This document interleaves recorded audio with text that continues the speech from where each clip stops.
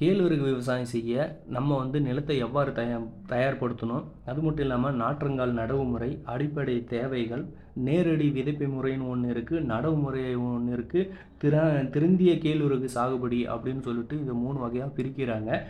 நம்ம இப்போ டிசம்பரோ மாதத்துலேருந்து ஜனவரி மற்றும் ஏப்ரல் மே மாதங்கள்லேயும் இது பயிரிடலாம். ஆனால் நம்ம இப்போ டிசம்பர் மாதத்தில் இது நடவு முறையை தேர்வு செஞ்சுருக்கோம். நடவு முறையில் ஒரு நல்ல ஈல்டும் எடுக்க முடியும். அது மட்டும் இல்லாமல் நல்ல ஒரு வறட்சியையும் தாங்கி வளரக்கூடிய ஒரு பயிரும் கூட. நம்ம நாற்றங்கால் தயார் செய்கிறது எப்படி அப்படின்னு சொல்லிட்டு பார்த்துருவோம். நாற்றங்கால் பார்த்திங்கன்னா ஒரு 3 வாரம், அதாவது ஒரு 10லேருந்து ஒரு 15 நாளைக்குள்ளே நம்ம நம்ம விதைச்சிருக்கிற பயிர் நல்லாவே முளைச்சி வந்துடும். அதுவும் ஒரு சீரான ஒரு அமைப்போல் இருக்கணும் நிலமும். அப்போ தான் பயிர்களோட ஹைட் கரெக்டான ஒரு அமைப்பில் இருக்கும்.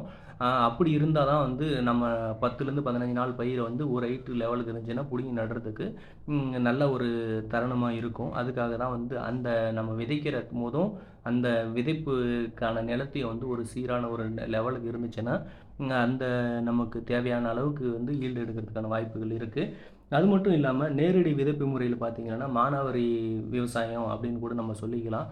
பருவ கால மழை ஸ்டார்ட் ஆனதுக்கப்புறமா அதுக்கு முன்கூட்டியே நம்ம விதைக்க ஆரம்பிச்சிடணும். இப்போ இன்றைக்கி பருவமழை ஸ்டார்ட் ஆக போகுது அப்படின்னு நமக்கு ஏதோ ஒரு இது தெரிய வருது அப்படின்னா நம்ம நேரடி விதைப்பு முறையில் விதைச்சிட்டோம்னா அது ஒரு 5 நாள் 10 நாள் கழித்து மழை வந்தாலும் ஓரளவுக்கு வர்றதுக்கான வாய்ப்புகள் அதிகமாக இருக்குது. சீரான இடைவெளியில் மழை பெஞ்சிட்டு இருந்தால் ஒரு நல்ல வருமானம் தரக்கூடிய ஒரு பயிர் தான் இந்த கேழ்வரகும். நம்ம தமிழ்நாடு மற்றும் கர்நாடக மாநிலங்களில் பாசன முறையில் அதிகமாக இந்த கேழ்வரகு விவசாயம் செய்கிறாங்க. என்ன வயலுக்கு நம்ம நிலத்துக்கு ஒரு 2லேருந்து 3 டைம் நல்லா உழுது மக்கிய உரமோ இல்லை தொழு உரமோ போட்டு வச்சோம்னா நல்லா ஒரு ஈல்டு எடுக்கிறதுக்கான வாய்ப்பு நமக்கு இருக்குது. இதுதான் நடவு முறை. பாருங்கள் எப்படி நட்டுருக்காங்களோ.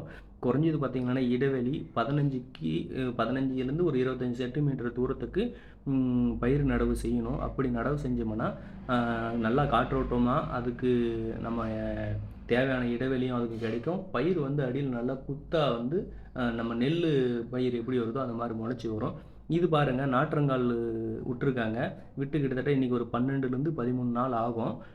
ஒரு சீரான ஹைட்டு பத்தலை. இப்போ தாத்தா அந்த குச்சி எடுத்து ஆடுறதுக்கு காரணம் பனி பயிர் மேலே விழுந்துச்சுன்னா வெயில் காய்ஞ்ச கருகிறதுக்கான வாய்ப்புகள் அதிகமாக இருக்குது. அதனால தான் இந்த மாதிரி ஒரு குச்சியை ஓலையில் கட்டி இப்படி ஆட்டிகிட்ருக்காரு.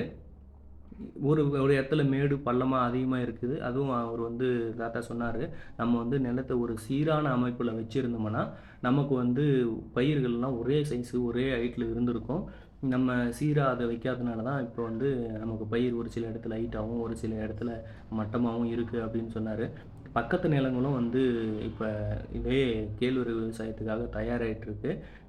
இந்த டிசம்பர் மாதத்தில் பயிரிட்டோம்னா நல்லா ஈல்டு கிடைக்கும் அப்படின்ற ஒரு நோக்கத்தோடு தான் பயிரிட்டிருக்காரு. தாத்தாவும் அந்த ஒரு காரணத்தினால தான் பார்க்குறாரு. பயிர் ஒரு சில இடத்துல ஹைட்டாக இருக்குது, ஒரு சில இடத்துல மட்டமாக இருக்குது. இப்போ நம்ம இதை பிடுங்கி நட்டோம்னா நம்ம பயிர் சரியான வளர்ச்சி இல்லாத பயிர்கள் முளைச்சி வர்றதுக்கான இது கொஞ்சம் லேட் ஆகிரும். ஏன்னா ஒரே சீசனில் அறுவடையை நம்ம இன்றைக்கி அறுவடை செய்கிறோம் அப்படின்ற நிலைமை வரும்போது நம்ம ஒரு லெவலுக்கு அறுவடை செய்ய முடியாது. சிலது முத்தி இருக்கும், சிலது முத்தாமல் இருக்கும். சில பயிர்கள் நாற்றங்கால் நடவு செஞ்ச உடனே அது கருகிறதுக்கும் வாய்ப்பு இருக்குது. அதனால தான் இன்றைக்கே நிலத்தை நம்ம விதைக்கு நாற்றங்கால் தயார் செய்கிறோம் அப்படின்னா அந்த நிலம் ஒரு சீரான அமைப்பில் இருந்துச்சுன்னா தண்ணி எல்லா இடத்துலையும் நம்ம விதைச்சிருக்கிற எல்லா இடத்துலையும் பாஞ்சிச்சுன்னா நம்மளோட பயிர்கள் நல்லா வரும்.